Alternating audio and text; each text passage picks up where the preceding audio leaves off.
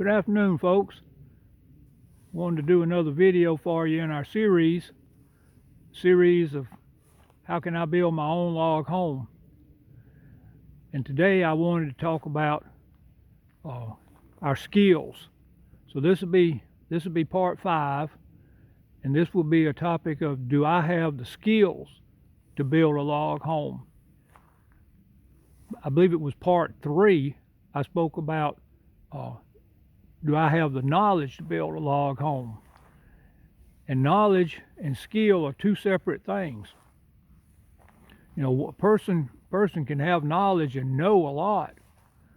In fact, I've worked with guys in electronics that could quote you all kind of formulas and tell you all kind of electronic theory, but if you were to give them a voltmeter and a fuse, they couldn't tell you if it was good or if it was a good fuse or a blown fuse, because they didn't have any skills.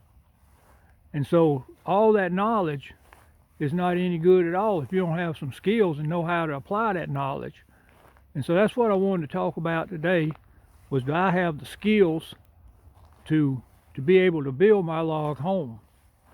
This won't take long. We'll just go around the house here a little bit and take a look. But the skills that's needed are not skills that's for building a log home that are something you got to go to college to get. But you surely should be able to do some common things. Do you have the skills to hammer a nail? You know, I talked about that one time. I made mention, you know, if you don't know which end of the hammer you drive the nail with, you might want to consider getting you a contractor to do the job for you.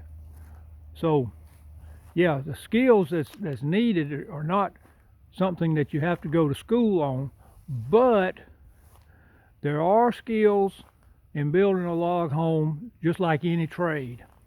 You know, I have knowledge about how to lay cement block, all these cement block under here. I know about how to lay cement block. You mix up your mortar and you spread it out on your block. You put your block on there, and then you spread some more and put the next one. But because I have the knowledge to know what goes on in laying cement blocks, certainly doesn't say that I have the skills to do it. And I can tell you, I don't. I am not a masonry. I don't want anything to do with masonry. I could care less. So I don't have any skills when it comes to doing masonry work. Same thing goes for drywall. These guys that put up drywall, that's not that complicated. I can stand up a drywall board and put a couple screws in it to hold it, and you take that mud and smear it over the cracks and the nail heads and the screw heads and all, and you say, well, I can do drywall. Yeah, try it and see. Those boys that can spread that mud, now they know what they're doing. There's no way. I've tried that, and I don't want nothing to do with drywall. That's why this house, we don't have any plans to put any sheetrock in this house, with the exception of over the master shower. I am going to put a piece of mold resistant sheetrock over the master shower, even though it's vented. I don't want any humidity to create a problem in that ceiling. So we're going to put up a mold resistant sheetrock there and paint it white. So, but no, that drywall is a complicated job. I don't want anything to do with that either. If we had drywall in here, in all the walls, then I'd pay somebody to come in and put it up. I wouldn't do it. So being able to do the job and have the skill is what's most important.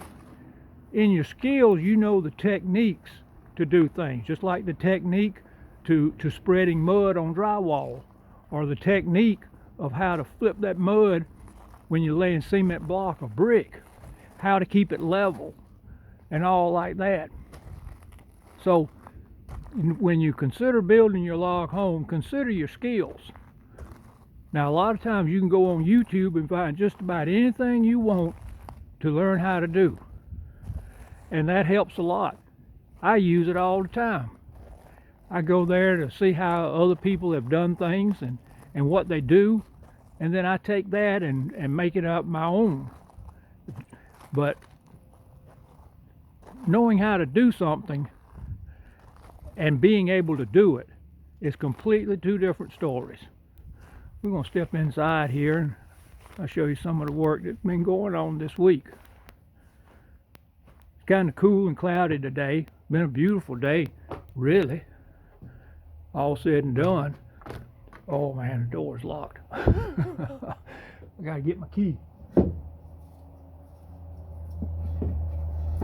Somebody hid the key from me. Last person who was in here hid the key from me.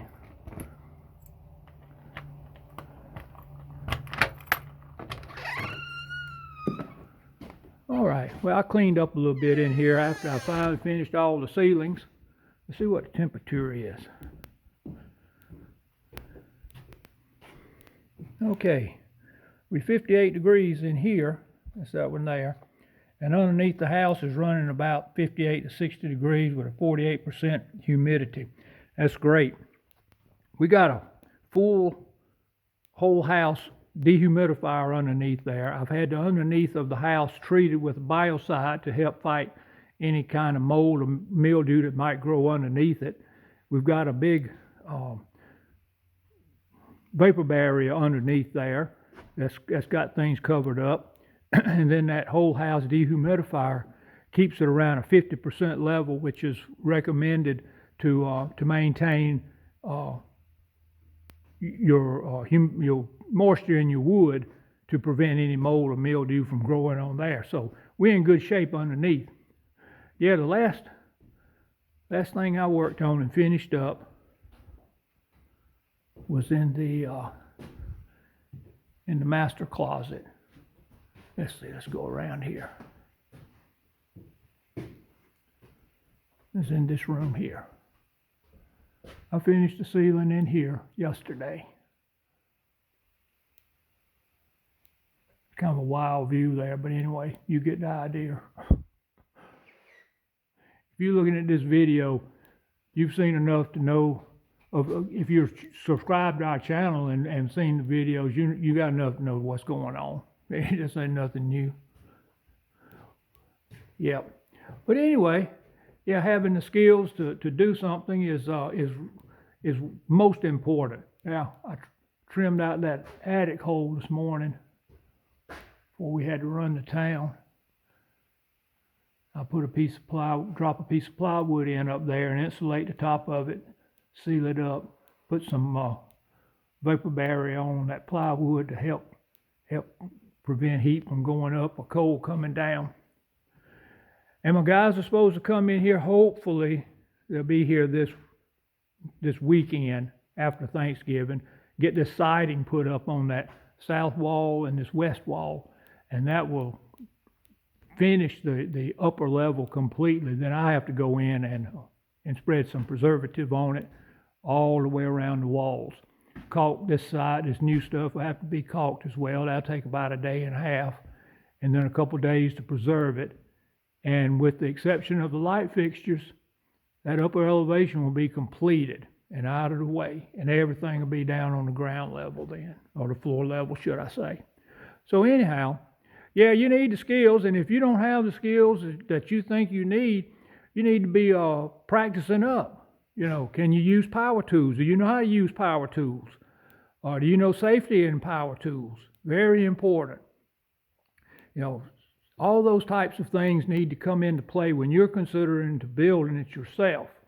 You know, if you're like me, I'm sure that you can do a lot of things to your satisfaction. And that's the way I look at this house. I'm building it to the satisfaction of myself and my bride. And as long as she's happy, I'm happy, and everything is good. But when I make a mistake, you know, I'm kind of like an old cat. I can cover up my own mess. And so if I make a mistake, I can cover it up, and we'll just go right along. And if nobody else knows it, then I don't say anything about it. So anyway, hope you found this video encouraging. You can still build your own log home, and I challenge you to try it and see. If you would, subscribe to our channel. We enjoy bringing you a series like this. Got any questions, please put them in the comments. Be glad to answer them, whatever they are, and see what we can come up with together. But I hope you have a good day, and we'll see you on the next video. Bye-bye.